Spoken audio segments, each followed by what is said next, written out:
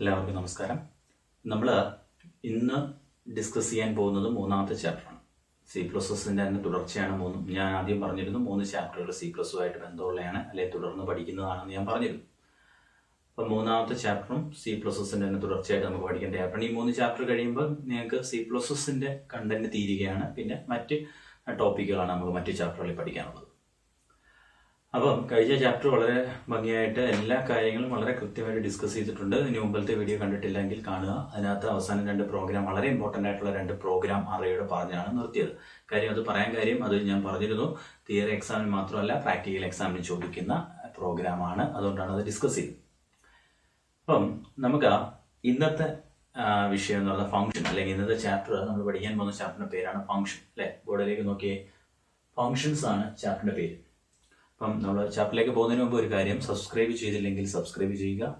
അതേപോലെ തന്നെ ആ ബെൽ ഐക്കൺ കൂടി പ്രസ് ചെയ്യുക. ഞാൻ നെക്സ്റ്റ് പാർട്ട് അപ്ലോഡ് ചെയ്യുമ്പോൾ തന്നെ നിങ്ങളിലേക്ക് അത് നോട്ടിഫിക്കേഷൻ ആയിട്ട് വരാൻ വേണ്ടിയാണ് ബെൽ ഐക്കൺ കൂടി പ്രസ് ചെയ്യാൻ പറയുന്നത്.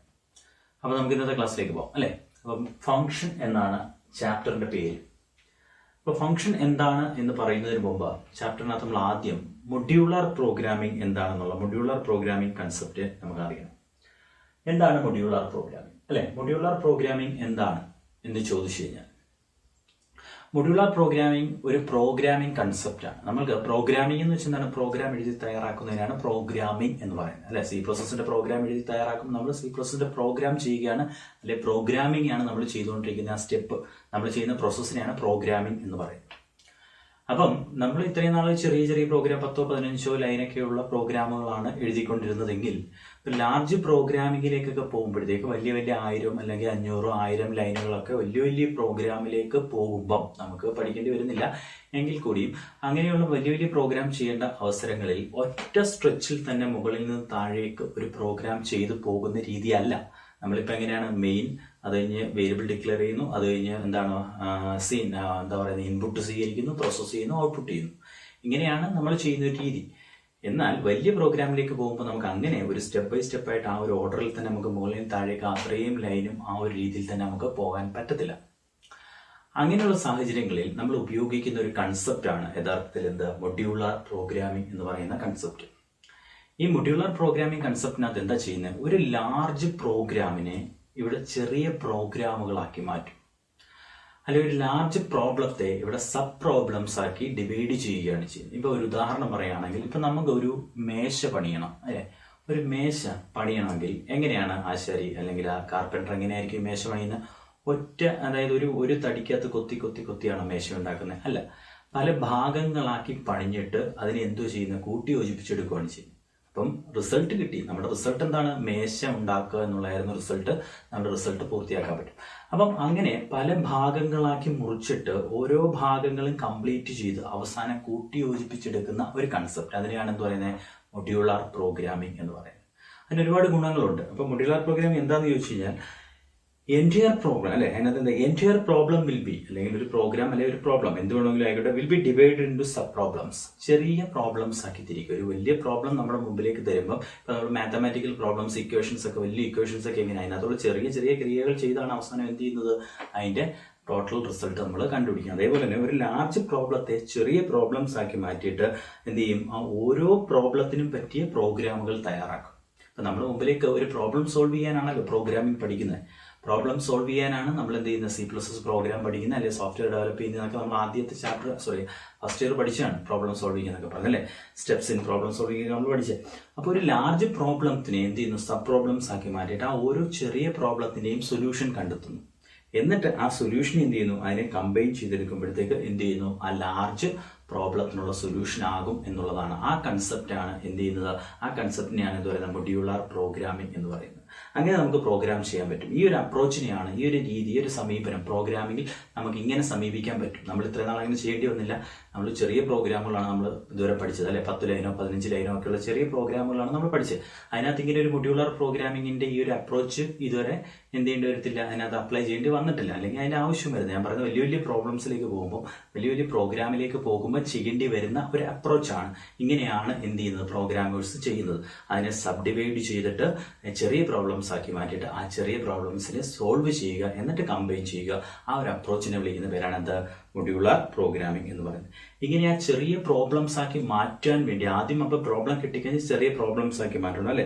ആ ചെറിയ പ്രോബ്ലംസ് ലാർജ് പ്രോഗ്രാമിനെ ചെറിയ പ്രോഗ്രാമുകളാക്കി അല്ലെ പ്രോബ്ലംസ് ആക്കി മാറ്റുന്ന ആ പ്രക്രിയ പറയുന്നവരാണ് മൊഡ്യൂളറൈസേഷൻ. ചോദിച്ചതാണ് പരീക്ഷയ്ക്ക്, 1 മാർക്കിന് ചോദിച്ചതാണ് മൊഡ്യൂളറൈസേഷൻ എന്താണെന്നുള്ള കാര്യം കേട്ടല്ലോ.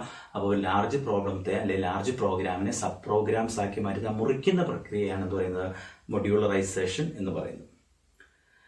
അപ്പൊ ഇങ്ങനെ ചെയ്യുന്നതുകൊണ്ട് എന്താണ് ഗുണം? ഒരു ലാർജ് പ്രോഗ്രാം നമുക്ക് വേണമെങ്കിൽ ഒറ്റയടിക്ക് ചെയ്യാം. ഇപ്പൊ ഞാൻ നേരത്തെ പറഞ്ഞ മേശ പണിയണമെങ്കിൽ അല്ലെങ്കിൽ ഒറ്റ തടിക്കകത്ത് കൊത്തിയെടുക്കുകയും ചെയ്യാം അല്ലെ. ആ കാർപ്പന്റർക്ക് അല്ലെങ്കിൽ ആശാരിക്ക് എന്ത് ചെയ്യാൻ പറ്റും? അദ്ദേഹത്തിന് ഒരു വലിയ തടി കൊടുത്തു കഴിഞ്ഞാൽ അതിനകത്ത് കൊത്തി കൊത്തി കൊത്തി കൊത്തി വേണമെങ്കിൽ ഒരു മേശയാക്കി എടുക്കാം. പക്ഷേ അതിന്റെ ദോഷങ്ങളുണ്ട്. ഒരുപാട് ദോഷങ്ങൾ എന്ന് വെച്ചാൽ ഒരുപാട് സമയമെടുക്കും. ഏതെങ്കിലും ഒരു ഭാഗം ചീത്തയായി കഴിഞ്ഞാൽ അത് മാറ്റാൻ പറ്റാതെ അങ്ങനെ ഒരുപാട് പ്രശ്നങ്ങളുണ്ട്. എന്നാൽ അഡ്വാൻറ്റേജ് എന്താണെന്ന് ചോദിച്ചു കഴിഞ്ഞാൽ അതിനേക്കാൾ അഡ്വാൻറ്റേജ് എന്താണ്?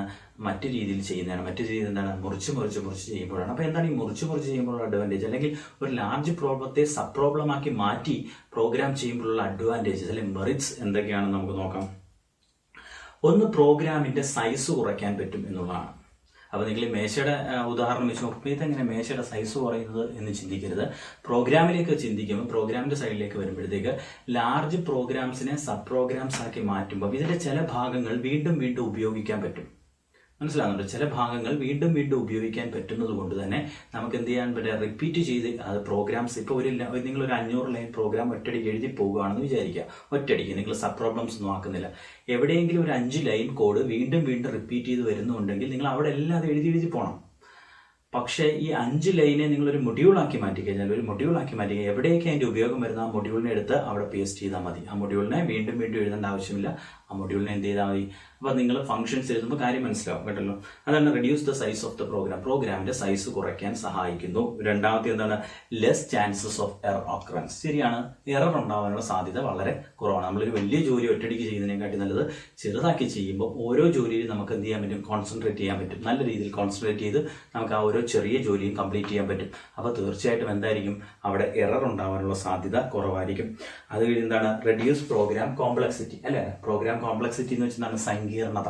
അപ്പോൾ ഒരു വലിയ പ്രോബ്ലംസ് ഒറ്റയടിക്ക് നമ്മൾ കംപ്ലീറ്റ് ചെയ്യാൻ ശ്രമിക്കുമ്പോൾ, അത് സോൾവ് ചെയ്യാൻ ശ്രമിക്കുമ്പോൾ തീർച്ചയായിട്ടും വളരെ സങ്കീർണമായിരിക്കും. പക്ഷെ അതിനകത്തൊന്ന് ചെറിയ പ്രോബ്ലംസ് ആക്കി മാറ്റി സബ് പ്രോബ്ലംസ് ആക്കി മാറ്റി ചെറിയ പ്രോബ്ലംസ് നമ്മൾ സോൾവ് ചെയ്യുമ്പോൾ അത്രയും കോംപ്ലക്സിറ്റി ഉണ്ടാവാറില്ല. അതാണ് പറയുന്നത് reduce programming complexity. Improve reusability. പുനരുപയോഗം സാധ്യമാണ്. പ്രോഗ്രാമിന്റെ പല ഭാഗങ്ങളും അടുത്ത പ്രോഗ്രാമിൽ നമുക്ക് ആവശ്യം വരുന്നെങ്കിൽ നമ്മൾ സെറ്റ് ചെയ്ത് വെച്ചിരിക്കുന്ന ചെറിയ ഭാഗങ്ങളെ നമുക്ക് എന്ത് ചെയ്യാൻ പറ്റും?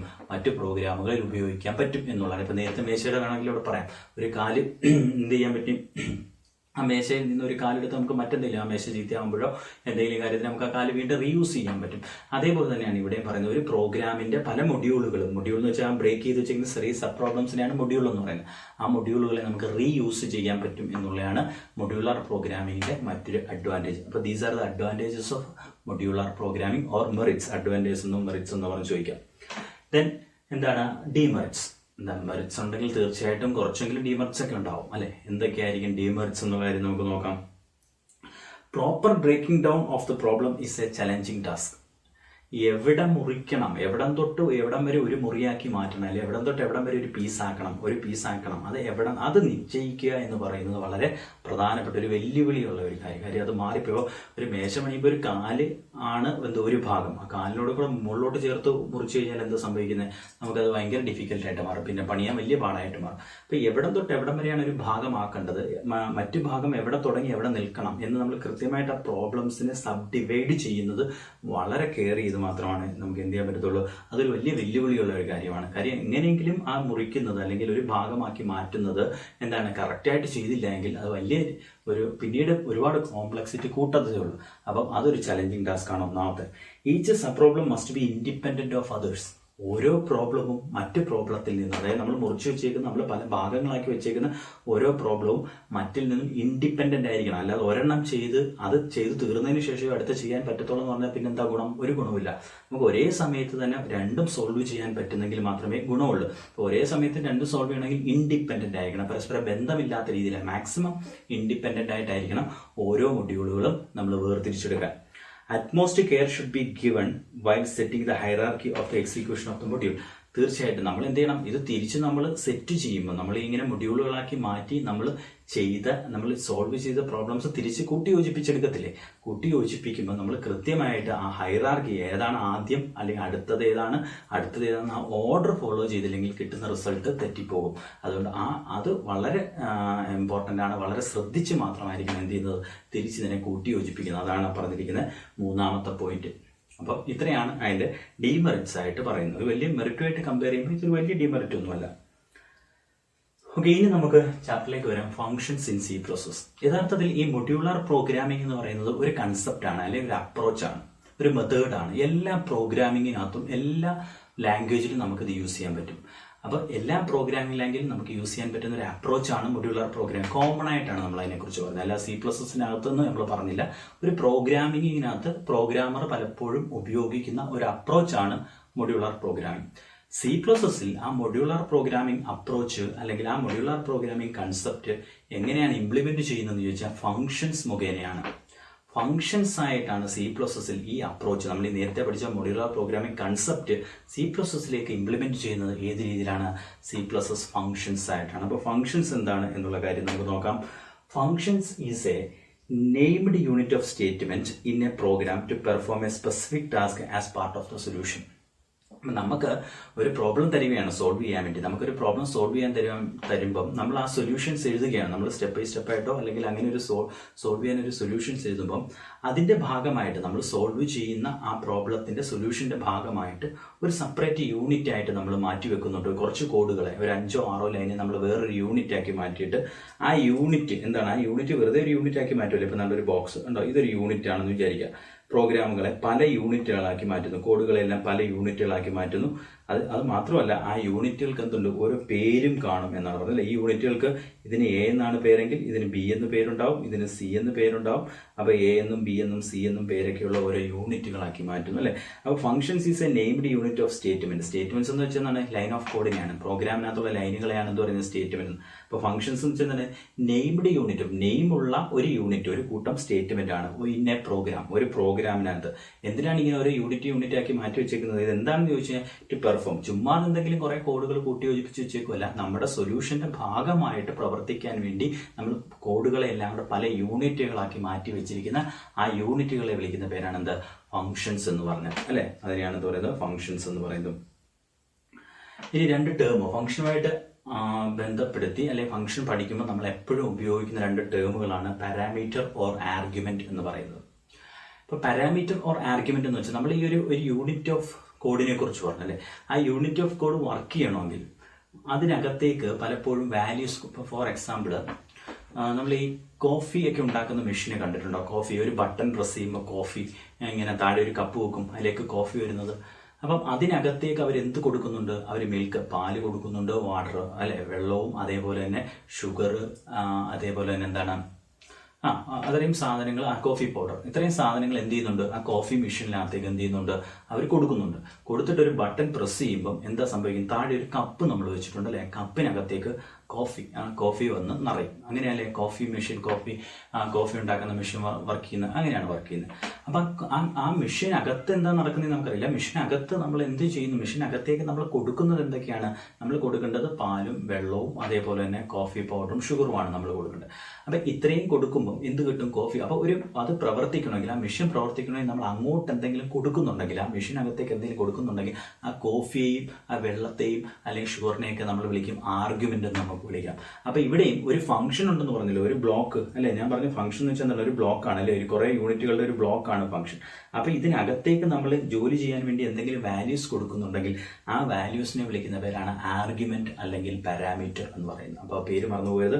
ആർഗ്യുമെന്റ് അല്ലെങ്കിൽ പാരാമീറ്റർ എന്ന് വെച്ചാൽ ഒരു ഫംഗ്ഷൻ പ്രവർത്തിക്കണമെങ്കിൽ, ഒരു യൂണിറ്റ് ഓഫ് കോഡ് പ്രവർത്തിക്കണമെങ്കിൽ ആ യൂണിറ്റ് ഓഫ് കോഡ് പ്രവർത്തിക്കാൻ ആവശ്യമായ ഡേറ്റയെ നമ്മൾ ആ യൂണിറ്റ് ഓഫ് കോഡിനകത്തേക്ക് കൊടുക്കുന്നുണ്ട് എങ്കിൽ എല്ലാ ഫംഗ്ഷനും പ്രവർത്തിക്കാൻ അതിന്റെ ആവശ്യം വരത്തില്ല. അങ്ങനെ നമ്മൾ കൊടുക്കുന്നുണ്ടെങ്കിൽ അങ്ങനെ കൊടുക്കുന്ന അതിനെ വിളിക്കുന്ന പേരാണ് എന്ത് പറയുന്നത്? പാരാമീറ്റർ. കൊടുക്കുന്ന വാല്യൂസിനെ വിളിക്കുന്ന പേരാണ് എന്ത്? പാരാമീറ്റർ ഓർ ആർഗ്യുമെന്റ് അല്ലെ. സം ഫംഗ്ഷൻസ് റിക്വയർ, കാരണം എല്ലാ ഫംഗ്ഷനൊന്നും പറയുന്നില്ല, ഡെഫിനിഷൻ നോക്കിയേ. Some functions require data for performing the task. അപ്പൊ ആ ടാസ്ക് പെർഫോം ചെയ്യാൻ വേണ്ടി ചില ഫംഗ്ഷൻ എന്ത് വേണം? ഡേറ്റ വേണം അല്ലെ. We call dum parameter. അതിനെ നമ്മൾ ആ ഡേറ്റയാണ് നമ്മൾ എന്ത് വിളിക്കുന്നത്? പാരാമീറ്റർ അല്ലെങ്കിൽ ആർഗ്യുമെന്റ്. നമ്മൾ അതിനകത്തേക്ക് കൊടുക്കുന്ന ഡേറ്റയാണെന്ന് പറയുന്നത് പാരാമീറ്റർ അല്ലെങ്കിൽ ആർഗ്യുമെന്റ് എന്ന് പറയുന്നത്. അടുത്ത നേരത്തെ കോഫി മെഷീന്റെ ഉദാഹരണം നോക്കിയേ. ആ കോഫി മെഷീനിൽ നിന്ന് എന്താണ് തിരിച്ചു നൽകുന്നത്? ഒരു കപ്പിനകത്തേക്ക് നമ്മൾ എന്ത് ചെയ്യുന്നു, കോഫി ആയിരിക്കും അത് ഔട്ട്പുട്ട് ആയിട്ട് തരുന്നത്, കപ്പിലോ ഗ്ലാസ്സിലോ. അപ്പം ഒരു ഫംഗ്ഷൻ എന്തെങ്കിലും ജോലി ചെയ്തിട്ട് എന്തെങ്കിലും വാല്യൂ തിരിച്ചു നൽകുന്നുണ്ടെങ്കിൽ, എന്തെങ്കിലും റിസൾട്ട് തിരിച്ചു നൽകുന്നുണ്ടെങ്കിൽ ആ തിരിച്ചു തരുന്ന റിസൾട്ടിനെ വിളിക്കുന്ന പേരാണ് റിട്ടേൺ വാല്യൂ. ടേമുകളൊക്കെ വളരെ വ്യക്തമായിട്ട് മനസ്സിലാക്കണം. കാര്യം ഇനി നമ്മൾ തുടർന്ന് പഠിക്കുമ്പോൾ ഈ ടേം ഉപയോഗിക്കുമ്പോൾ എന്താണെന്ന് കൺഫ്യൂഷൻ ഉണ്ടാവരുത്. ഇപ്പൊ റിട്ടേൺ വാല്യൂ എന്ന് വെച്ചാൽ എന്താണ്? Certain functions. ഇവിടെ എല്ലാ ഫംഗ്ഷനും അങ്ങനെ തരുമെന്ന് ഞാൻ പറയുന്നില്ല. Certain functions which give result after performing the task. ജോലി ചെയ്തതിനു ശേഷം റിസൾട്ട് ചില ഫംഗ്ഷൻസ് തിരിച്ചു നൽകുന്നുണ്ടെങ്കിൽ അതിനെ ആ തരുന്ന റിസൾട്ടിനെ വിളിക്കുന്ന പേരാണ് എന്ത്? Return value. ആ തരുന്ന റിസൾട്ടിനെ വിളിക്കുന്ന പേരെന്താണ്? Return value. ഓക്കെ, പ്രധാനമായിട്ട് 2 ടൈപ്പ് ഫംഗ്ഷനാണ് നമുക്ക് C++ൽ പഠിക്കാനുള്ളത്.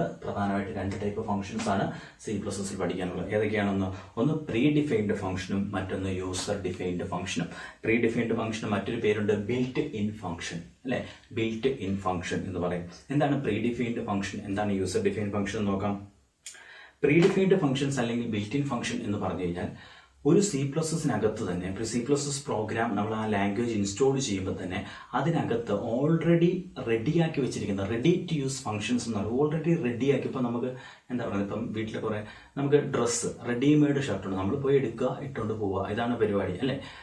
അപ്പൊ അങ്ങനെ ഓൾറെഡി അത് കറക്റ്റായിട്ട് തയ്ച്ചു വെച്ചിരിക്കുകയാണ്. നമുക്ക് അതിനകത്ത് ഒന്നും തന്നെ ചെയ്യാനില്ല, നമുക്കിത് ഉപയോഗിച്ചാൽ മാത്രമേ. അങ്ങനെ കുറെ ഫംഗ്ഷൻസ് ചില ജോലികൾ ചെയ്യാൻ വേണ്ടി നമ്മളൊരു പ്രോഗ്രാമറിന് ചില ജോലികൾ എളുപ്പമാക്കാൻ വേണ്ടി ഓൾറെഡി C++നകത്ത് കുറച്ച് ഫംഗ്ഷൻസ് എഴുതി കമ്പൈൽ ചെയ്ത് എററൊന്നും ഇല്ലാതെ എന്ത് ചെയ്തു, എവിടെ സ്റ്റോർ ചെയ്ത് വെച്ചിട്ടുണ്ട്? ഹെഡർ ഫയൽ ഉദാഹരണം പറഞ്ഞ IOStream, അല്ലെ? അതൊരു ഹെഡർ ഫയലാണ്. നമ്മൾ ഹാഷ് ഇൻക്ലൂഡ് എന്ന് പറഞ്ഞ മോളിൽ എഴുതി കൊടുക്കുമല്ലോ, ആ ഇൻക്ലൂഡ് കഴിഞ്ഞ് എഴുതി കൊടുക്കുന്നത് ഒരു ഫയലിന്റെ പേരായിരിക്കും. അങ്ങനെ നിരവധി ഫയലുകളിലായിട്ട് എന്ത് ചെയ്തിരിക്കുന്നു? ഈ ഫംഗ്ഷൻസ് സ്റ്റോർ ചെയ്തിരിക്കുന്നു. ഏത് ഫംഗ്ഷൻ? ബിൽറ്റ് ഇൻ ഫംഗ്ഷൻ അല്ലെങ്കിൽ എന്താണ്? പ്രീ ഡിഫൈൻഡ് ഫംഗ്ഷൻ അല്ലെ ബിൽറ്റ് ഇൻ ഫംഗ്ഷൻ എന്താണെന്ന് ചോദിച്ചാൽ എന്താണ്? C++ provide a rich collection of functions ready to be use. കണ്ടോ, ഉപയോഗിക്കത്തക്ക. നമ്മൾ അതിനകത്ത് എന്ത് സംഭവിക്കുന്നൊന്നും അറിയേണ്ട കാര്യമില്ല, നമ്മളെടുത്ത് ഉപയോഗിച്ചാൽ മാത്രം മതി. അതിനകത്ത് കോഡ് എന്താണെന്നോ അതിനകത്ത് നടക്കുന്ന പ്രവർത്തനം എന്താണെന്നോ ആ ഫംഗ്ഷനകത്തുള്ള സ്റ്റേറ്റ്മെന്റുകൾ എന്താണെന്നോ ഒന്നും നമ്മൾ അറിയേണ്ട കാര്യമില്ല. അതെടുത്ത് ഉപയോഗിക്കുക. അതാണ് റെഡി ടു യൂസ് എന്ന് പറയുന്നത്, അല്ലേ? The task to be performed by each of these are already written, debugged and compiled. അതിന്റെ പ്രവൃത്തികളെല്ലാം ഓൾറെഡി എഴുതി വെച്ചിരിക്കുകയാണ്. അത് എങ്ങനെ പ്രവർത്തിക്കണം അത് ഡീബഗ് ചെയ്തിട്ടുണ്ട്, എററൊക്കെ തിരുത്തിയിട്ടുണ്ട്. അതേപോലെ തന്നെ കമ്പൈൽ ചെയ്തും എവിടെയാണ് വെച്ചിരിക്കുന്നത്? ഹെഡർ ഫയലുകളിൽ. ഏത് ഫയലുകളാണ് സൂക്ഷിച്ചിരിക്കുന്നത്? ഹെഡർ ഫയലിൽ സൂക്ഷിച്ചിട്ടുണ്ട്. സച്ച് റെഡി ടു യൂസ്, അങ്ങനെ റെഡി ടു യൂസ് ഫംഗ്ഷനുകളെ വിളിക്കുന്ന പേരാണ് എന്ത് പറയുന്നത്? പ്രീ ഡിഫൈൻഡ് ഫംഗ്ഷൻ അല്ലെങ്കിൽ ബിൽറ്റ് ഇൻ ഫംഗ്ഷൻ എന്ന് പറയുന്നത്. അപ്പോൾ അത് C++ നമ്മുടെ കമ്പ്യൂട്ടറിലേക്ക് ഇൻസ്റ്റാൾ ചെയ്യുമ്പോൾ അതിനോടൊപ്പം തന്നെ എന്ത് വരുന്നുണ്ട്? ഈ ഫംഗ്ഷൻസും നമ്മുടെ കമ്പ്യൂട്ടറിലേക്ക് എത്തുന്നുണ്ട്. അടുത്ത യൂസർ ഡിഫൈൻഡ് ഫംഗ്ഷൻ. യൂസർ ആരാണ്? ഒരു പ്രോഗ്രാം ചെയ്യുന്ന വ്യക്തിയാണ് നമ്മളിവിടെ യൂസർ എന്ന് പറയുന്നത്, അല്ലേ? അപ്പൊ യൂസറിന് അവൻ്റെതായ അല്ലെങ്കിൽ നമ്മളുടേതായ രീതിയിൽ നമുക്കൊരു ബ്ലോക്ക് ഉണ്ടാക്കാം, കുറെ സ്റ്റേറ്റ്മെന്റുകളെ എന്ത് ചെയ്യാൻ പറ്റും? ഗ്രൂപ്പ് ചെയ്തെടുക്കാം, നമുക്ക് ഇഷ്ടമുള്ള പേര് കൊടുക്കാം. അങ്ങനെ നമ്മളൊരു യൂണിറ്റ് ആക്കി മാറ്റുന്നുണ്ടെങ്കിൽ, അങ്ങനെ നമ്മളൊരു പ്രോഗ്രാമിനകത്ത് നമ്മളൊരു യൂണിറ്റ് ഓഫ് കോഡിനെ നമ്മൾ എന്ത് ചെയ്യുന്ന ഒരു പേര് കൊടുത്ത് ലേബൽ ചെയ്ത് നമ്മൾ മാറ്റിയൊരു ഫംഗ്ഷൻ ആക്കുന്നുണ്ട് എങ്കിൽ അങ്ങനത്തെ ഫംഗ്ഷനുകളെ വിളിക്കുന്നവരാണ് യൂസർ ഡിഫൈൻഡ് ഫംഗ്ഷൻ. ആ യൂസർ ഡിഫൈൻഡ് ഫംഗ്ഷൻ ഫുൾ നിയന്ത്രണം ആരുടെ കയ്യിലാണ്? ആ പ്രോഗ്രാം എഴുതുന്ന പ്രോഗ്രാമറിന്റെ കയ്യിലാണ്. പ്രോഗ്രാമറിന് തീരുമാനിക്കാം അതിനകത്ത് എന്താണ് നടക്കേണ്ടത്, അതിനകത്ത് എങ്ങനെയാണ് സ്റ്റെപ്പുകൾ പോകേണ്ടത്, അതിനകത്തുള്ള സ്റ്റേറ്റ്മെന്റുകൾ എങ്ങനെ ആയിരിക്കണം എന്നുള്ള കാര്യം മൊത്തം ആർക്ക് തീരുമാനിക്കാം? പ്രോഗ്രാമർ തന്നെ തീരുമാനിക്കാം, അല്ലേ? അപ്പൊ everything related to a function, ഒരു ഫംഗ്ഷനുമായിട്ട് ബന്ധപ്പെട്ട എല്ലാം തന്നെ, അതായത് അതിന് പേരിടുന്നതായിക്കോട്ടെ, പേര് കൊടുക്കുന്നതായിക്കോട്ടെ, അതിനകത്തേക്ക് പോകേണ്ട അതിനകത്തേക്ക് ഡേറ്റ പോകണോ അല്ലെങ്കിൽ വാല്യൂ റിട്ടേൺ ചെയ്യണോ എന്നുള്ള കാര്യങ്ങളെല്ലാം തീരുമാനിക്കാൻ ആർക്ക്? ഒരു യൂസറിന് അനുവാദമുണ്ട്. ഏത് ടൈപ്പ് ഫംഗ്ഷനകത്ത് അങ്ങനെ യൂസർ ക്രിയേറ്റ് ചെയ്തെടുക്കുന്ന, അങ്ങനെ യൂസറിന്റെ സ്വന്തമായിട്ടൊരു യൂസറിൻ്റെതായ രീതിയിൽ യൂസറിന് ഇഷ്ടമുള്ള രീതിയിൽ ക്രിയേറ്റ് ചെയ്തെടുക്കുന്ന ഫംഗ്ഷനുകളെയാണ് എന്ത് പറയുന്നത്? യൂസർ ഡിഫൈൻഡ് ഫംഗ്ഷൻ എന്ന് പറയുന്നത്. അതിനെയാണ് എന്ത് പറയുന്നത്? യൂസർ ഡിഫൈൻഡ് ഫംഗ്ഷൻ എന്ന് പറയുന്നത്. ഓക്കെ, അപ്പം നമ്മൾ ഇന്ന് പഠിച്ചത് ഫംഗ്ഷൻസ് എന്ന് പറയുന്ന ചാപ്റ്ററാണ് അതിന് തുടങ്ങിയിട്ടുള്ള ജസ്റ്റ് ഒരു ഇൻട്രൊഡക്ഷൻ ആണ് ഞാനിന്ന് പറഞ്ഞത്. ഇപ്പോൾ ഫംഗ്ഷൻസ് പഠിക്കുന്നതിന് മുമ്പ് നമ്മൾ മൊഡ്യൂളാർ പ്രോഗ്രാമിംഗ് ഒരു അപ്രോച്ചാണ്, എല്ലാ പ്രോഗ്രാമിങ്ങിനകത്ത് ഉപയോഗിക്കുന്ന അപ്രോച്ചിനെ കുറിച്ച് പറഞ്ഞു. അത് കഴിഞ്ഞ് അത് നമ്മൾ C++ൽ എങ്ങനെയാണ് ഇംപ്ലിമെന്റ് ചെയ്യുന്നത്, ഫംഗ്ഷൻസ് ആയിട്ടാണ് ഇംപ്ലിമെന്റ് ചെയ്ത്. ഫംഗ്ഷൻ എന്ന് വെച്ചാൽ എന്താണ്, C++ൽ ഒരു യൂണിറ്റ് ഓഫ് കോഡിനെയാണ് നമ്മൾ എഴുതുന്ന പ്രോഗ്രാമിനകത്ത്. അതിന് അടുത്ത ക്ലാസ്സിൽ നിങ്ങൾക്ക് കുറച്ചും കൂടെ ക്ലാരിറ്റി ഉണ്ടാവും. ഈ അടുത്ത ഫംഗ്ഷൻസ് നമ്മൾ എഴുതുമ്പോഴൊക്കെ കുറച്ചും കൂടെ എങ്ങനെയാണ് യൂണിറ്റ് ഉണ്ടാക്കുന്നത്, യൂണിറ്റിന് പേര് കൊടുക്കുന്നത് എങ്ങനെയാണ് എന്നുള്ള കാര്യം.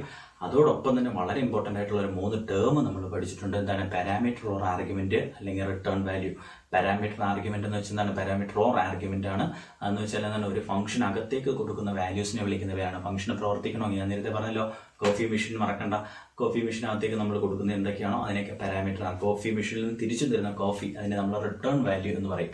അതേപോലെ ഒരു ഫംഗ്ഷൻ അകത്തേക്ക് നമ്മൾ വാല്യൂ കൊടുക്കുന്നുണ്ടെങ്കിൽ അങ്ങനെ കൊടുക്കുന്ന വാല്യൂസിനെയാണ് എന്താ പറയുന്ന പാരാമീറ്റർ അല്ലെങ്കിൽ ആർഗ്യുമെന്റ്. അതേപോലെ ഒരു ഫംഗ്ഷൻ പെർഫോം ചെയ്തിട്ട് റിസൾട്ട് തിരിച്ചു തരുന്നുണ്ടെങ്കിൽ ആ തിരിച്ചു തരുന്ന ആ റിസൾട്ടിനെ വിളിക്കുന്നവരാണ് റിട്ടേൺ വാല്യൂ എന്ന് പറയുന്നത് അല്ലെ. ഓക്കെ, 2 ടൈപ്പ് ഫംഗ്ഷൻസ് ഉണ്ട്, പ്രീ ഡിഫൈൻഡ് ഫംഗ്ഷൻ അല്ലെ user defined function. Pre defined function മറ്റൊരു പേര് എന്താണ്, ബിൽറ്റ് ഇൻ ഫംഗ്ഷൻ അല്ലെ. ബിൽറ്റ് ഇൻ ഫംഗ്ഷൻ ഓൾറെഡി എഴുതി കമ്പൈൽ ചെയ്ത് എറർ ഫ്രീ ആക്കി എവിടെ വെച്ചിരിക്കുന്ന ഹെഡർ ഫയൽ വെച്ചേക്കും, നമ്മളെടുത്ത് ഉപയോഗിച്ചാൽ മാത്രം മതി. റെഡി ടു യൂസ് ഫംഗ്ഷൻസ് എന്നാണ് പറയുന്നത്. യൂസർ ഡിഫൈൻഡ് ഫംഗ്ഷൻ എന്താണ്, ഒരു പ്രോഗ്രാമർ തനിയെ ക്രിയേറ്റ് ചെയ്തെടുക്കുന്ന ഫംഗ്ഷൻസിനെയാണ് എന്ത് പറയുന്നത്, യൂസർ ഡിഫൈൻഡ് ഫംഗ്ഷൻ. അപ്പോൾ മുന്നോട്ട് പോകുമ്പോൾ നിങ്ങൾക്ക് കുറച്ചുകൂടെ ക്ലാരിറ്റി ഉണ്ടാവും, കുറച്ചുകൂടെ കാര്യങ്ങൾ മനസ്സിലാവും. അപ്പോൾ ഇനി അടുത്ത ക്ലാസ്സിൽ നമുക്ക് യൂസർ ഡിഫൈൻഡ് ഫംഗ്ഷനും പ്രീ ഡിഫൈൻഡ് ഫംഗ്ഷനും എന്താണ്, ഈ ചാപ്റ്ററിനകത്ത് ഇതാണ് ഡിസ്കസ് ചെയ്യുന്നത്. ഈ 2 ഫംഗ്ഷൻസ് ഡിസ്കസ് ചെയ്ത് കഴിയുമ്പോൾ ഈ ചാപ്റ്റർ കഴിയും. പക്ഷേ ഇതൊരു ലെങ്തി ചാപ്റ്ററാണ്, പെട്ടെന്ന് കഴിയത്തില്ല, കുറേ കാര്യങ്ങൾ പറയാനുണ്ട്. അപ്പോൾ ഇത്രയും കാര്യങ്ങൾ വ്യക്തമായി മനസ്സിലായി എന്ന് വിചാരിക്കുന്നു. എന്തെങ്കിലും സംശയം ഉണ്ടെങ്കിൽ തീർച്ചയായിട്ടും കമൻ്റായിട്ട് ചോദിക്കണം. അതേപോലെ തന്നെ ഇഷ്ടപ്പെടുന്നുണ്ടെങ്കിൽ തീർച്ചയായിട്ടും ലൈക്ക്, അതേപോലെ തന്നെ കൂട്ടുകാർക്ക് പ്രയോജനപ്രദമായിട്ട് തോന്നുന്നുണ്ടെങ്കിൽ നിങ്ങൾ ഷെയർ ചെയ്യുക. അതേപോലെ ചാനൽ സബ്സ്ക്രൈബ് ചെയ്യുക. നോട്ടിഫിക്കേഷൻ കിട്ടാൻ വേണ്ടി ആ ബെൽ ബട്ടൺ കൂടി ഒന്ന് പ്രസ് ചെയ്തേക്കുക. അപ്പോൾ നമുക്ക് ഇതിൻ്റെ അടുത്ത പാർട്ടുമായിട്ട് ഉടനെ കാണാം. അപ്പോൾ അടുത്ത പാർട്ടുമായിട്ട് കാണുന്നവരെ വണക്കം.